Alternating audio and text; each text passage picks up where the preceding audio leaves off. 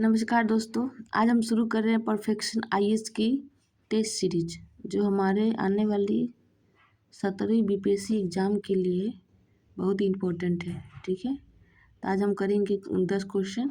ठीक है, इसी प्रकार डे बाय डे हम रोज़ 10 क्वेश्चन करेंगे और उसका आंसर अच्छे से हम देखेंगे। ठीक है, सबसे पहला क्वेश्चन है, नीचे दिए गए परिच्छेद में स्थान की पहचान करें। ठीक है, तो क्या क्या इसके बारे में दिया गया। यह मध्य प्रदेश में स्थित है। यह गुफाओं और चट्टानी आश्रय वाला एक पुराना स्थल है। लोगों ने इन प्राकृतिक गुफाओं को इसलिए चुना क्योंकि वे बारिश, गर्मी और हवा से आश्रय प्रदान करती थी। यह शिलाश्रय नर्मदा घाटी के नज़दीक है। ठीक है, तो ये आपको बताना है। Option A Mehrgarh, option B Paiyampalli, option C Bhimbetka, option D Burzahom. इसका सही आंसर है सी भीमबेटका। भीमबेटका वर्तमान मध्य प्रदेश में है। यह गुफाओं और शिलास्थलों वाला एक पुराना स्थल है। लोगों ने इन प्राकृतिक गुफाओं को चुना क्योंकि यह बारिश, गर्मी और हवा से आश्रय प्रदान करती थी। यह शिलाश्रयों नर्मदा घाटी के करीब है। ठीक है, अब बाकी 3 ऑप्शन को हम देख लेते हैं। मेहरगढ़ जो बलूचिस्तान पाकिस्तान के अंदर अभी मौजूद है। ये सबसे प्रारंभिक नौपाषाण स्थल था जहां लोग धूप में सुखाई गई ईंटों से बने घरों का प्रयोग करते थे और कपास और गेहूं जैसी फसलें उगाते थे। ठीक है, नेक्स्ट है पय्यमपल्ली। पय्यमपल्ली वेल्लोर जिला तमिलनाडु में है। ये पुरातात्विक खोज मेगालिथिक काल के काले और लाल मिट्टी से निर्मित बर्तनों के साथ लोहे की कलाकृतियाँ भी पाई गई हैं यहाँ से। पय्यमपल्ली में लोहे को गलाने का साक्ष्य भी सामने आए हैं। ठीक है, और रेडियो कार्बन डेटिंग के आधार पर इस संस्कृति का तिथि 1000 ईसा पूर्व बताई गई है। ठीक है, अब नेक्स्ट बुर्जहोम।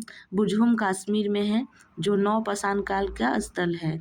ठीक है, तो बुर्जहोम में घरेलू कुत्तों को उनके मालिक के साथ उनकी कब्रों में दफनाया जाता था। लोग गड्ढों में रहते थे और पॉलिश किए गए पत्थरों के साथ साथ हड्डियों से बने उपकरणों का भी इस्तेमाल करते थे। ठीक है दोस्तों, नेक्स्ट क्वेश्चन नंबर 2, हड़प्पा सभ्यता के बारे में निम्नलिखित कथनों पर विचार कीजिए। ठीक है, कथन दिए हैं। पहला कथन है, घड़ियाल के बारे में हड़प्पा सभ्यता के लोगों को जानकारी नहीं थी। दूसरा स्टेटमेंट है, शिल्प उत्पादन के लिए तांबा, कांस्य और सोना जैसी धातुओं का उपयोग किया जाता था। तीसरा क्वेश्चन है, स्टेटमेंट है मोहनजोदड़ो लगभग विशेष रूप से शिल्प उत्पादन के लिए समर्पित था। चौथा स्टेटमेंट है, हड़प्पा लिपि दाएं से बाएं लिखी जाती है। एक मिनट दोस्तों, एक बात सुन लीजिए। हम जहां वीडियो रिकॉर्ड करते हैं, अब रोड के किनारे घर होने के कारण अब रात भर, आज देखिए 12 बज रहे हैं रात के, लेकिन फिर भी गाड़ियों की आवाज़ तंग करना छोड़ती नहीं है। अब इसके लिए क्या कर सकते हैं, इसलिए माफ़ी चाहते हैं। आप आवाज़ पे उस आवाज़ पे ध्यान न दें, बस मेरी आवाज़ पे ध्यान दें और आप अपना ध्यान से अपने सीरीज को देखें ताकि आपको फ़ायदा मिल सके।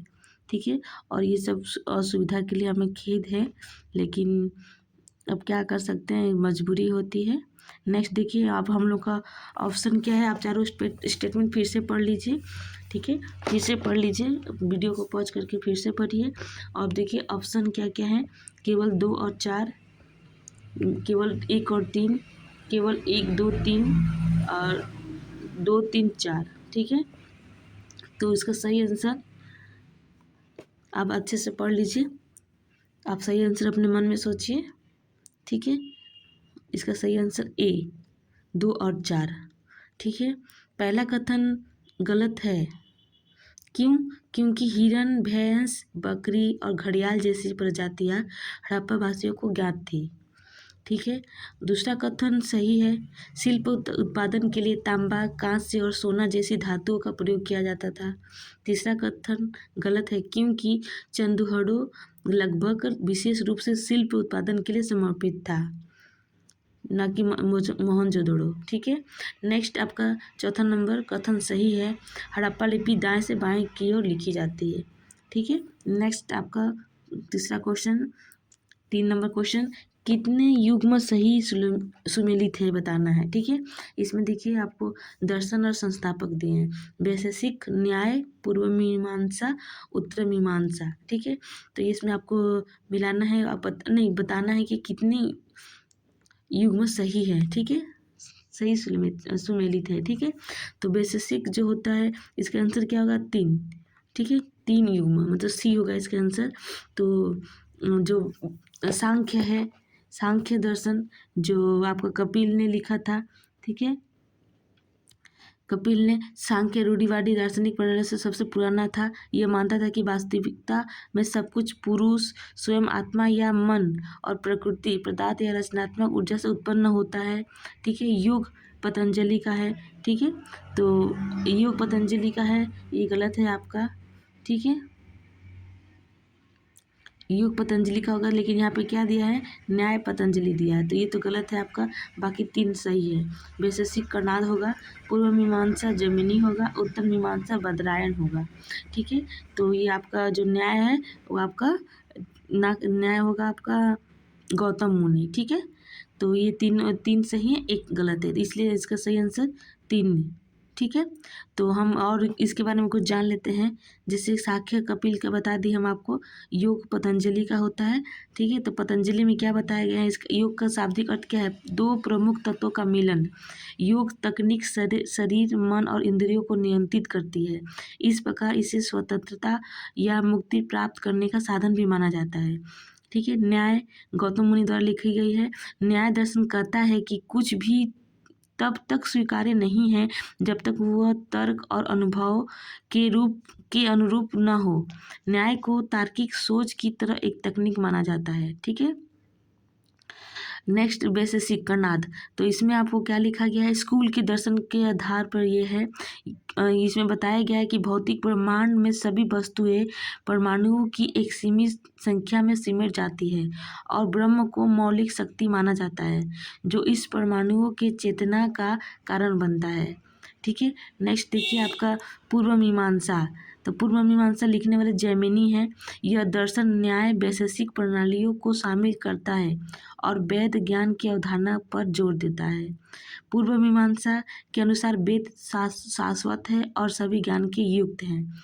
ठीक है, नेक्स्ट क्वेश्चन पे आते हैं, 4 नंबर क्वेश्चन पे। ठीक है, अब देखिए 4 नंबर क्वेश्चन क्या है? निम्नलिखित कथनों पर विचार करें। ठीक है, तो इसमें दिया है 4 कथन। बौद्धों के लिए बनाए गए नियम, ठीक है, अधिधम्म पिटक नामक पुस्तक में लिखे गए थे। ठीक है दोस्तों, नेक्स्ट स्टेटमेंट है, बिहारों को मठों के नाम से जाना जाता है। ठीक है, तीसरा है, बोधिसत्व ये वे व्यक्ति हैं जिन्होंने आत्मज्ञान प्राप्त किया। चौथा है, महायान बौद्ध धर्म में बुद्ध की उपस्थिति मूर्तिकला में दिखाई गई थी। ठीक है, तो बताना है कि चारों में से कौन सा कुछ सही है। ठीक है, तो ऑप्शन देखिए, ए ऑप्शन है आपका 1, 2 और 3, केवल 1, 2, 3, बी है 2 और 3, सी है 2, 3 और 4, और डी है 1, 2, 3 और 4।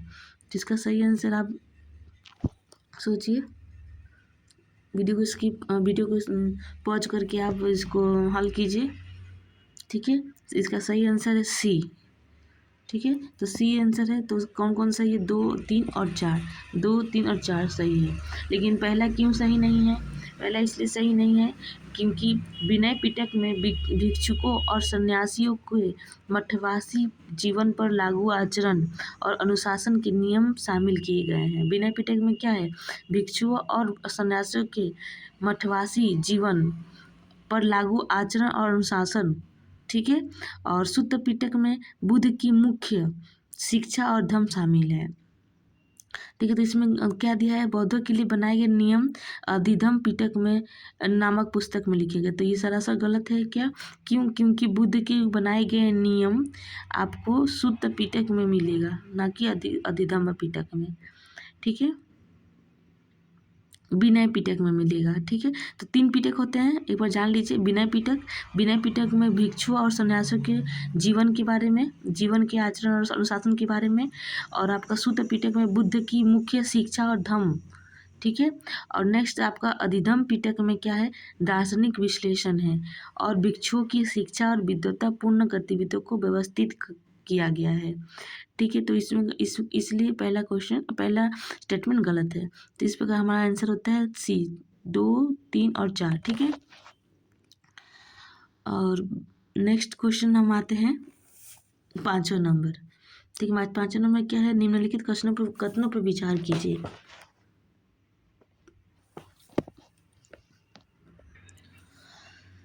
देखिए, पहले दिए अर्थशास्त्र बुद्धिमान राजाओं को मार्गदर्शन प्रदान करता है। नीतिसार गुप्त काल की राजशाही पर प्रकाश डालता है। नीतिसार, ठीक है। तीसरा नंबर मालविका अग्निमित्र शुंग वंश की राजनीतिक स्थिति के बारे में जानकारी प्रदान करता है। मुद्रा राक्षस में क्या है, इसमें चालुक्य वंश का वर्णन है। ठीक है, तो बताना है कि इसमें से कौन से गलत है। देखिए यहाँ पे ध्यान से देखिए, यहाँ पे कौन से गलत है बताना है। ठीक है, तो गलत बताना है यहाँ पे। तो सबसे पहले हम सबको पढ़ेंगे, आप वीडियो को पॉज करके इसको पढ़िए ध्यान से, उसका आंसर का हल करने की कोशिश कीजिए। ठीक है, आंसर इसका है सी में क्या है, केवल 4 गलत है, बाकी सब सही है। ठीक है, 4 में क्या है, मुद्रा राक्षस। यह क्यों गलत है, क्योंकि विशाखा दत्त ने मुद्रा राक्षस में चंद्रगुप्त मौर्य और उनके प्रधानमंत्री चाणक्य का वर्णन किया है, न कि चालुक्य वंश का। ठीक है, तो विशाखा दत्त ने मुद्रा राक्षस को लिखा था। ठीक है, तो इसमें क्या किया है, चंद्रगुप्त मौर्य के और उनके प्रधानमंत्री चाणक्य के बारे में वर्णन किया है। बाकी तीनों ऊपर के जो स्टेटमेंट है वो सही है। ठीक है, तो आप इसको ध्यान से पढ़ लीजिए और नोट भी कर लीजिए, ताकि आने वाले अब एग्ज़ाम में डिटेल्स यही नहीं पूछेगा, लेकिन इससे रिलेटेड क्वेश्चन होंगे, ज़रूर होंगे। ये बहुत ही महत्वपूर्ण टॉपिक है, हर साल इससे क्वेश्चन आते हैं। ठीक है, इसके इर्द गिर्द ही क्वेश्चन आते हैं, इसलिए इसको आप ध्यान से देखिए और सारी चीज़ को ध्यान से देखिए। जो गलत है, क्यों गलत है, इसको जानने की कोशिश कीजिए। तो हमने आपको बता दिया, वीडियो को फिर से देख लीजिएगा। नेक्स्ट क्वेश्चन है 6 नंबर। ठीक है, तो 6 नंबर क्वेश्चन क्या है, किस मौर्य शासक को यूनानी लोग अमित्रोचेट्स के नाम से जानते हैं। ठीक है, अमित्रोचेट्स के नाम से जानते हैं। ठीक है, तो देखिए ये क्या है, अमित्रोचेट्स, ये इंग्लिश में पढ़ लीजिए, यदि कोई इंग्लिश मीडियम का है। देखिए, which Maurya rulers was known to the Greek as, Amitrochates, इसमें वही दिया है। ठीक है, तो हम इसका आंसर आप जानने की कोशिश कीजिए, वीडियो को पॉज करके देखिए या पे ऐसे देखिए। ठीक है, इसका आंसर आपका सी होगा, बिंदुसार। ठीक है, तो बिंदुसार गुप्त मौर्य के पुत्र थे। ठीक है, उनका जन्म 320 ईसा पूर्व में हुआ था और उन्होंने 298 ईसा पूर्व से 272 ईसा पूर्व तक शासन किया था। ठीक है, बिंदुसार ने, उन्हें संस्कृत साहित्य में अमित्र घात, इसका मतलब क्या है, अमित्र शत्रु घट हत्यारा के रूप में भी जाना जाता है। स्ट्रेबो ने उनका नाम अमित्रोचेट्स या एलिट्रोचेट्स रखा था, जो अमित्र घाट का ग्रीक संस्करण है। ठीक है, राजबल्ली कथा में इनका उल्लेख सीमसेरी के रूप में किया जाता है। राजबल्ली कथा में इनका उल्लेख सीमसेरी के रूप में किया जाता है। कुछ ग्रंथों में बिंदुपाल का भी उल्लेख किया जाता है। ठीक है, उनके 2 बेटे सुमना और अशोक थे। ठीक है, बिंदुसार के 2 बेटे कौन थे, सुमना और अशोक थे। बाद में उनकी मृत्यु के बाद अशोक उनके उत्तराधिकारी बने। चाणक्य ने बिंदुसार के प्रधानमंत्री के रूप में काम किया था। बिंदुसार को ग्रीक में अमित्रोचेट्स के नाम से जाना जाता है। उन्होंने आजीवकों का भी संरक्षण किया था। ठीक है, तो इतने सारे इम्पोर्टेंट पॉइंट बिंदुसार के बारे में आप नोट कर सकते हैं। ठीक है, इसको आप वीडियो को फिर से बार बार देख लीजिए ताकि आपको अच्छे से याद हो जाए। बिंदुसार के बारे में मैंने कुछ पॉइंट बताए थे, वो सबको आप नोट कर लीजिए। वीडियो को बार बार देखिए, आपको पूरे अच्छे से याद हो जाएगा। नेक्स्ट 7वां क्वेश्चन है, कौटिल्य के अर्थशास्त्र के अनुसार निम्नलिखित में से कौन एक सिक्का मौर्य काल में प्रचलित नहीं था। ठीक है, तो इसमें पूछा गया है कि कौटिल्य के अर्थशास्त्र एक पुस्तक जो कौटिल्य ने लिखा था उसमें मौर्य काल में कौन सा सिक्का प्रचलित नहीं था बताना है। ठीक है, यहाँ पे दोस्तों ध्यान दीजिए, यहाँ पे नहीं था बताना है। ठीक है, तो यहाँ पे सबसे पहले ऑप्शन देखिए, करसापन, सुवर्ण, काकणी या गरुड़। तो इसका सही आंसर क्या है? डी, गरुड़। गरुड़ का प्रचलन नहीं था, बाकी 3 जो थे वो प्रचलित थे। ठीक है, तो गरुड़ का प्रचलन नहीं था। गरुड़ जो सिक्का है वो मौर्य काल में था, न कि आपका मतलब सॉरी, गरुड़ जो है मौर्य काल में नहीं था। ठीक है, इसका अर्थशास्त्र में वर्णन नहीं मिलता है। ठीक है, तो जो अब आप इसके बारे में कुछ डिटेल्स जान लीजिए। समुद्रगुप्त ने 6 प्रकार के सिक्के चलवाए थे, समुद्रगुप्त ने। ठीक है, तो क्या क्या है उसके नाम? गरुड़। ठीक है, गरुड़ उसमें से सबसे लोकप्रिय था। ठीक है, कौटिल्य के अर्थशास्त्र में मौर्यकालीन 4 सिक्के थे। मौर्यकालीन के 4 सिक्के थे, करसापन, सुवर्ण, मासक और कांकनी। ठीक है, ये जो गरुड़ थे ये आपको किसने चलाया था? समुद्रगुप्त ने चलाए थे। समुद्रगुप्त ने और 6 सिक्कों को चलाए थे, जो आपको यहाँ इतना इम्पोर्टेंट नहीं है। आपको बस इतना जानना है कि जो ये अर्थशास्त्र में 4 सिक्के उल्लेखित थे, एक करसापन, सुवर्ण, कांकड़ी और चौथा आपका मासक। ठीक है, गरुड़ यहाँ पे नहीं होगा। ठीक है, नेक्स्ट आपको चलते हैं 8वां क्वेश्चन।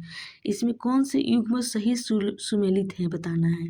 ठीक है, तो ये देखिए दोस्तों, यहाँ पे कुछ लेफ्ट साइड और राइट साइड दिया है, इसको सुमेलित कौन है उसको बताना है। ठीक है, तो आप क्वेश्चन पढ़िए अच्छे से। महाधीराज, भारतीय नेपोलियन, विक्रमादित्य, महेंद्रादित्य।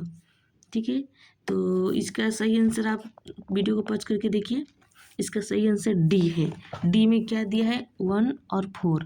ठीक है, तो 1 और 4 सही सुमेलित है, बाकी ऊपर के दोनों सही सुमेलित नहीं है।